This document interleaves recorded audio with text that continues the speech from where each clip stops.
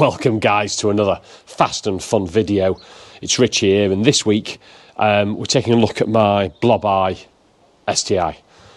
I used it a couple of months ago when I did the comparison between the B7 RS4 and my blobeye STI as a sort of a 15k four-door, four-wheel drive shootout. And around about that time, it picked up a fault or two that needs to be addressed.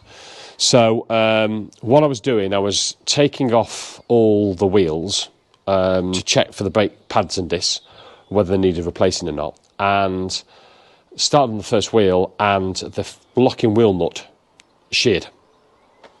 And it's a Megard, I think they're called. Looked at the code, couldn't find the code, so I had no idea what replacement locking wheel nut I needed to find, and all four were still tight. So I ended up taking it to a local wheel tyre fitter place that managed, through shock, using an impact drill and wrench, managed to get all my four locking wheel nuts off the car, which was good news. But that shock and vibration that they've had to use to actually get the locking wheel nuts off has brought up a fault, and it was an ABS fault.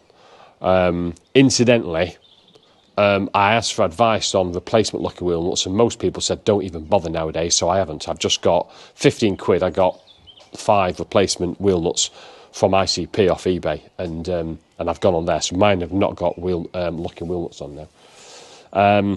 But I've got this ABS fault, and it's made it even worse because the ABS fault now feels like it is affecting the operation of the driver's controlled centre diff. What's happening? As soon as the ABS light comes on, and it comes on within 100 metres going down the road, it feels like the centre diff is locking. Don't notice it when you're moving at speed, but if I stop and do a slow manoeuvre or 3-point turn, it feels like I'm dragging the wheels, and to me it feels like it's locking. So I'm hoping that there's nothing significantly wrong with the centre diff, and it is actually, when it's in auto, which is the normal position I leave the DCCD in, that the ABS is actually fooling the car, and it's thinking it needs to lock the diffs. If it's not that, it means I've got 2 separate faults, which I'm praying that I haven't got. The question is, what was causing the ABS problem? Well, I found it, and it was on the rear offside wheel, driver's side, and this video I'm going to show you what's happened, and it's definitely has a result of all the shock and vibration of that impact that they used to get off the locking wheel nut from the car. So what I'm going to do is quickly jack the car up, get the wheel off, and I'll show you what the problem is. Yeah, replacing the ABS tone ring is a bit of a pain in the ass, actually. That's why it's going to my mechanic tomorrow to get done, because it actually sits, and you've got to take the hub bearings out and press them out, and 9 times out of 10 they'll all just disintegrate and come apart. So that's what one looks like, though. I got it again and got it from ICP. In fact, it's all sealed there. But and it just sits. Well, if you take your disc off, you can actually see it. And what I'll do, I'll show you a video of where mine is. It's not just cracked in one place; it's cracked in 2 places. So a whole section is actually loose and rattling. That was £80. I say from ICP. So that'll get done. Quite a labour-intensive sort of job, really. All depends how those bearings come out. So hub bearings come out. So once that's fixed, I'm really hoping that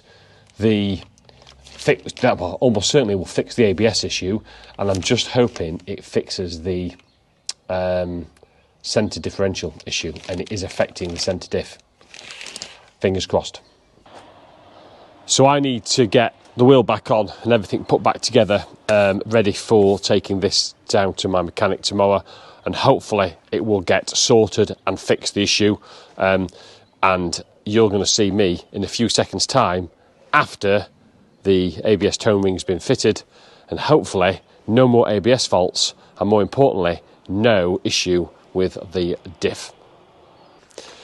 Good news this afternoon, dropped the car in this morning for the ABS tone ring to be replaced. Got it replaced. It's removed the ABS light, as we pretty much were confident it would do, and then the issue with the centre diff has also gone.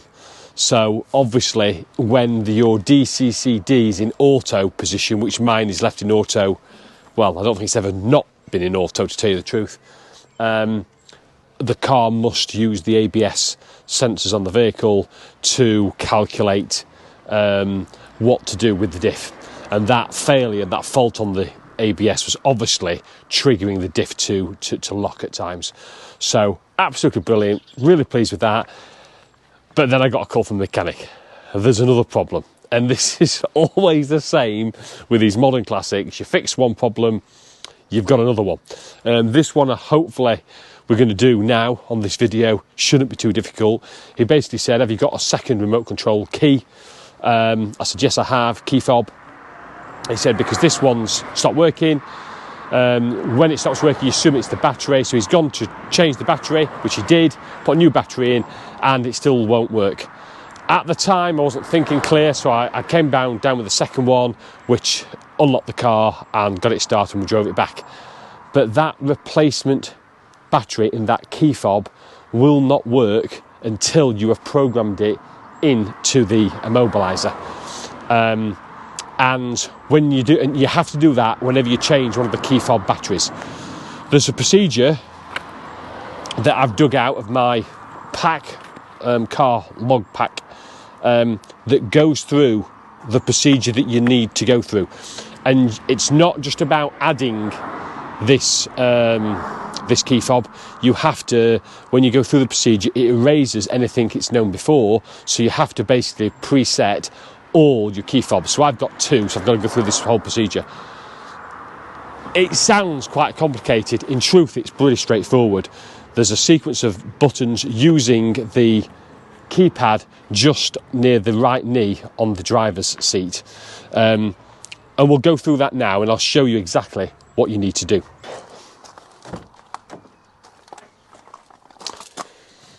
So the key fob for your immobiliser is found here. Pull that down, and that's your keypad. You do this procedure with the car unlocked, but with don't need to put any key in the ignition at all. So, but what you do need is all your key fobs ready to press once you do the sequence, because you've got to make sure every time you press one of the buttons on the keypad, the red light flicks on. And you have to press the next button within 10 seconds. If you don't, it resets everything, so it's a real pain. So you've got to make sure everything's there. So the procedure's there that I'm going to go through, and I'll just go and grab my two key fobs.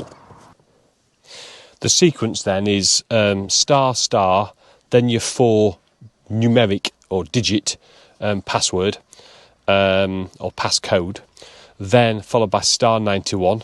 And 91's just a command, I think. It tells the immobiliser that you're about to preset your remotes. And then star N, with N being the number of key fobs, so that'll be N2 for me, because I've got 2 key fobs I want to set, then hashtag.